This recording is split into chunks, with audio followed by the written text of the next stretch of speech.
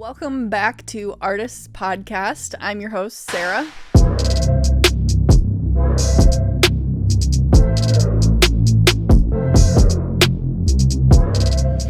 So I got a lot to talk about today. I made myself an outline so I wouldn't forget. So first of all, it's kind of cold out, so I'm wearing a jacket today, and I'm really hoping the colors don't clash too much with my pink and blue, so we'll see how that goes. Few things I'm going to be talking about today. So I mentioned in the last episode that a large majority of people who join my Facebook group are interested in inspiration. So I wanted to share some work by a medical illustrator who I think is really cool and doing great things.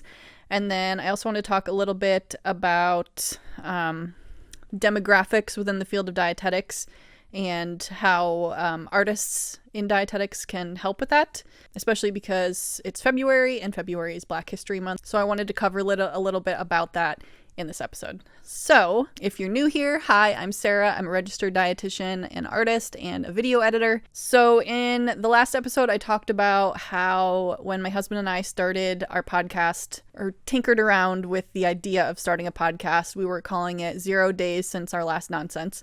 And since we're not doing that podcast, I wanted to kind of keep that going a little bit. So for the beginning of every episode, I want to cover some nonsense that's happened since the last episode.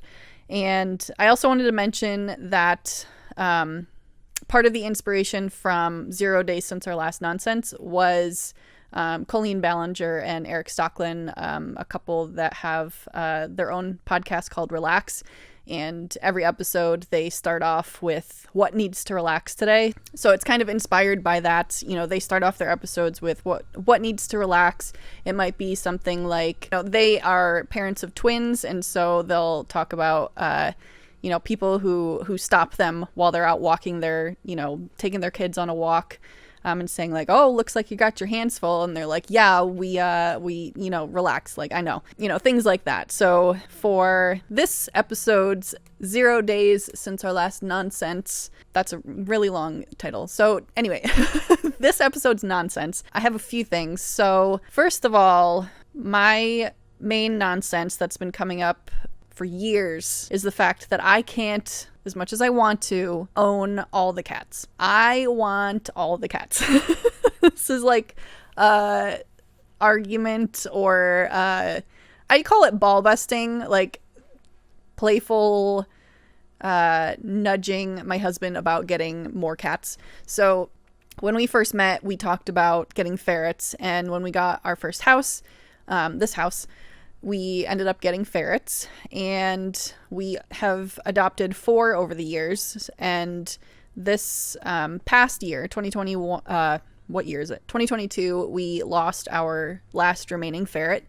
And so near the end of having our ferrets, we started to talk about getting cats. And I was like, well, we want to take a break from ferrets. They're a lot of work.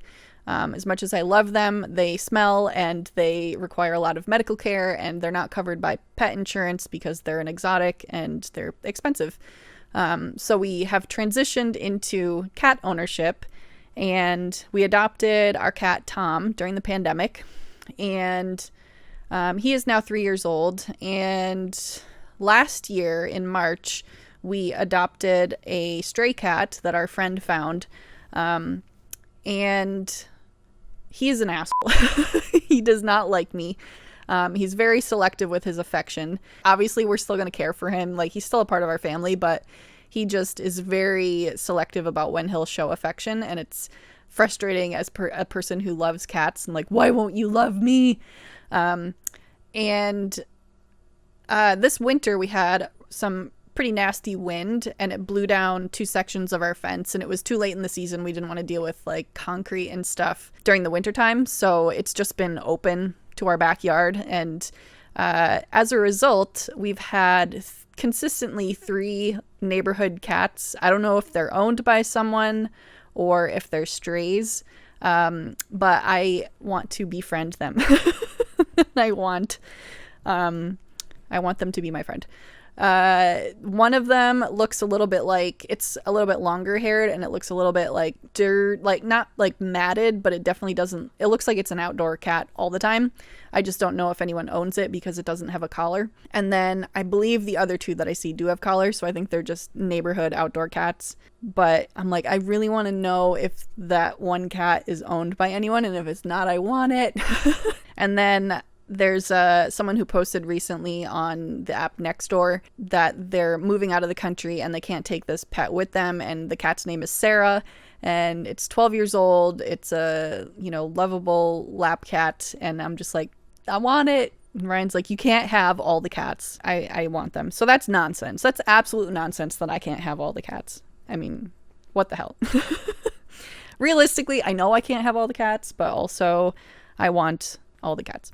I'm also jealous because I don't know if I'd say jealous. I'm envious that my friend Sam, shout out Sam, she has, as far as I know, 6 cats.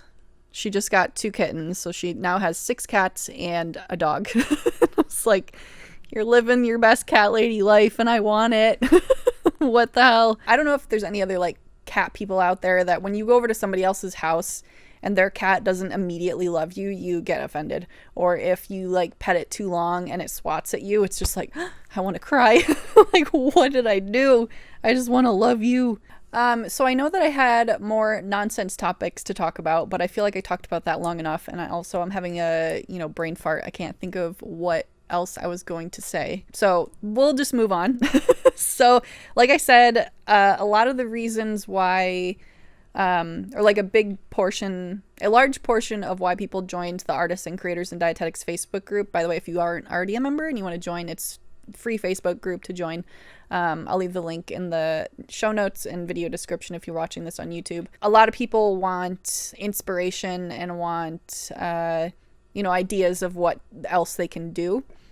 So there's this medical illustrator that I started following, I want to say last year. His name is Chidiebere Ibe. He's a Nigerian born medical illustrator, and basically the way I found him is that I saw his black fetus illustration. It went viral on various platforms. I saw it on LinkedIn, I think, first, and then started following him and saw his TEDx talk. And I'll put a link to that as well. I encourage you to watch it. So let me pull up his LinkedIn so I can tell you a little bit about him. So Chidiebere is a Nigerian medical illustrator and professional. I'm just reading this from his LinkedIn, by the way. Creative director at the Association of Future African Neurosurgeons, Young Continental Association of African Neurosurgical Societies, and creative director and chief medical illustrator of the Journal of Global Neurosurgery, and medical illustrator at International Center for Genetic Diseases, Harvard Medical School. So he's incredibly passionate about improving representation within the medical field. So his work focuses on depicting various diseases and conditions, or things like the black fetus and dermatological conditions that aren't typically depicted in medical textbooks. They're typically shown on white skin, and it can make it difficult for doctors to diagnose skin conditions on darker skinned people, because the only exposure that they've had is textbooks with white skin. And so he's contributing to representation within illustrations. And I just think it's important to talk about, because we see this in most medical fields, whether it's doctors, whether it's therapists or dentists or dietitians, that the demographic tends to be white leaning. And I have some statistics that we can look at as far as United States dietitians, because I feel like a lot of people do know this, but it's a good reminder, and it's good to talk about it and just look at the numbers. It's from the Academy, from the CDR 2020 Need Satisfaction Survey. So it's from 2020. Hopefully there'll be a newer one soon, but Just looking at professionals, or as of this survey, 119,249 total in the United States. 80% are white, 6% are Hispanic or Latino, 3% Black or African American, 5% Asian, 2 other, and 3% said no answer. So I calculated that out. So basically, out of 119,000, I'm just going to round these to make it easier, there are about 95,000 white, around 7,000 Hispanic or Latino, about 3,500 Black or African American, and about 6,000 Asian. So clearly, predominantly white. And the reason why I wanted to bring this up is when I was going through undergrad and looking at the, textbooks that we have, a lot of them are lacking fully representing other cultures. The other part of that is lack of diversity in the foods that we learn about. Like in our core curriculum, there's not enough cultural competency, I feel like. And the reason why this is important is, so we can better serve the, diverse communities that we serve. We can better learn cultural competence within our field, better educate incoming nutrition students to be, culturally aware and culturally competent. And so I guess, I'm terrible at articulating my thoughts with this, but my intention with bringing up Chidi Abere is that because he's a medical illustrator, that I feel like because he has that knowledge and also that artistic talent, that if you are a creative dietitian and you see ways that you can promote diversity through visuals, do it whenever you can, because I think it's really important for future dietitians to see themselves represented. It goes a long way to be able to see someone in, textbooks, in presentations, in videos, in whatever, that they can relate to and see themselves, in. So when I first started looking into dietetics and I learned about the racial makeup of our profession, that it's, mostly white and mostly white women and very few, only 3% Black dietitians. And my initial thought was, I wonder why Black people don't want to be dietitians. And that's stupid. And I feel like that's a common thought, that because there are so few of a certain demographic within any particular field, that it's because they don't want to be there. And I think to make that assumption it's a very limited, narrow-minded, naive thought process, because there's a lot more factors. I've spent a lot of time reflecting on, how difficult it was for me to get through this profession financially and, stress-wise and everything else. And that's with the privileges that I have. So, I have the support of my husband, who has a decent job, who was able to get that because of his education. And he was able to support me through school, and I was able to get a car loan so I could, lease a car so that I could even get to school. I got a couple, scholarships, but I was able to take out student loans. And there's just a lot of things that made it easier for me. As hard as it was for me, I can see a lot of those things being barriers for other people.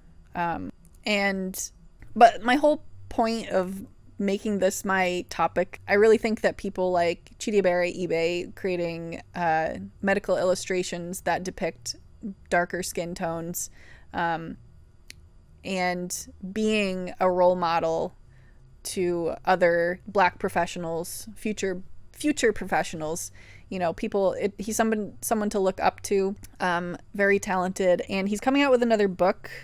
Let me look up the book. So he's coming out with a book called Beyond Skin, and it talks about why representation matters in medicine.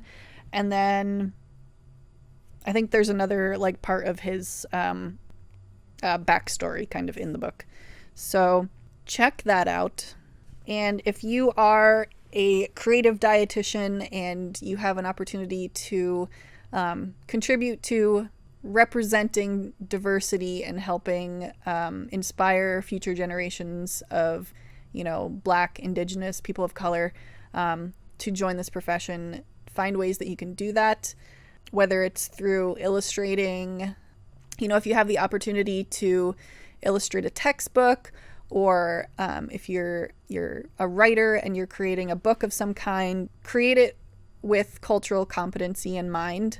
So yeah, I hope that stimulates some ideas on how you can incorporate diversity into whatever you're working on. I just think it's something important to consider. So if you have opportunities to show better representation, do it. So the other thing I wanted to mention is if you are not already a member and you're not on the email list for artists and creators in dietetics, either join the group or sign up for the email or both.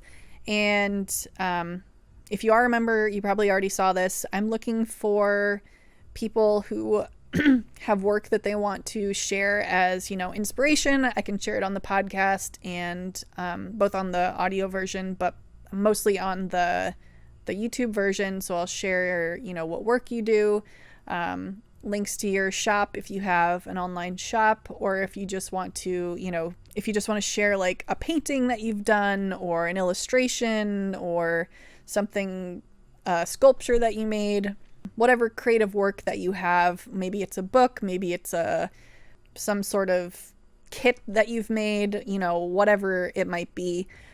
Feel free to send it to me. I'd like to share it in a future podcast episode so that way I can give more inspiration to other dietitians so they can do more creative things within this profession. If you're interested in submitting, you can email it to me at sarah@thekerminator.com or message me through the Facebook group or DM me on Instagram at the.kerminator. And if you haven't already, please leave a rating and review on whatever podcast platform you're listening on. If you're listening to this on YouTube, leave me a comment letting me know what your experience has been in the field of dietetics. Do you feel like there is enough cultural competency being taught in undergrad? Was there enough when you were in school? And how do you think we're doing as a profession in general? I'd love to know your thoughts. And with that, I will see you next time. Bye!